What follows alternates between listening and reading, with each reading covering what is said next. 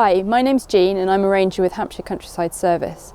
I'm here today to tell you how to make wax wraps.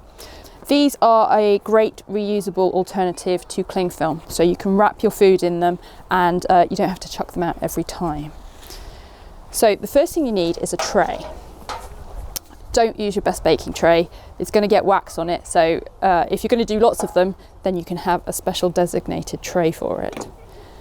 Cut your material, you want 100% cotton, cut it to whatever size bowl or food that you're going to want to wrap it round, and then you put it on your tray. You want to put the wax on the material, the pattern side of the material, so that although the wax will soak through, the majority of the wax is away from the food side that you're going to be putting it on. Now today we're going to be using these wax pellets. You can get these off the internet or from local shops, but you could alternatively get in touch with your local beekeeper and you might be able to source some local beeswax. These are ones that I've brought from home because I'm actually a beekeeper. So I've done quite a few of these beeswax wraps at home. So you want to take your pellets and you want to just spread them out sparingly. Don't put too much on, a little goes a long way, and if you put too much on, then you end up with your wax cracking quite quickly after you've made your wax wraps. So quite sparing. If, like me, your material is too big for your tray, what you're going to do is just put your wax in the middle and then fold it over, and that enables the wax to melt into both the bottom and top layer. So I'm just going to put a few more, especially around the edges and along where the crease is going to be. And then that is ready to go in the oven.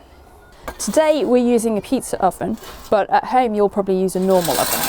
So you don't want the temperature too hot, probably about gas mark 3, that's 160 to 170 degrees C. And you just put it in that low heat for 2 to 3 minutes, not very long. And that just gives time for the wax to melt into the material. Whilst we're waiting, I'll tell you about looking after your wax wraps once you've got them.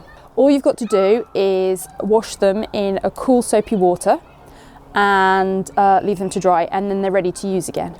But I wouldn't use them on raw meats or soft cheeses, because obviously that's not very easy to wash off.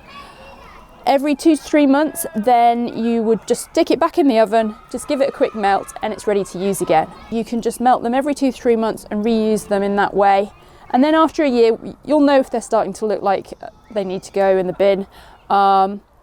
If you've used the 100% cotton and beeswax, then they are fully compostable, so you'll be able to put them on your compost heap and dispose of them that way. So once you get your beeswax wrap out the oven, just have a good look at it. Take a brush if you need to, and make sure that the wax is spread into the whole material. You don't want any bits left uncovered, because they obviously aren't then protected by the wax.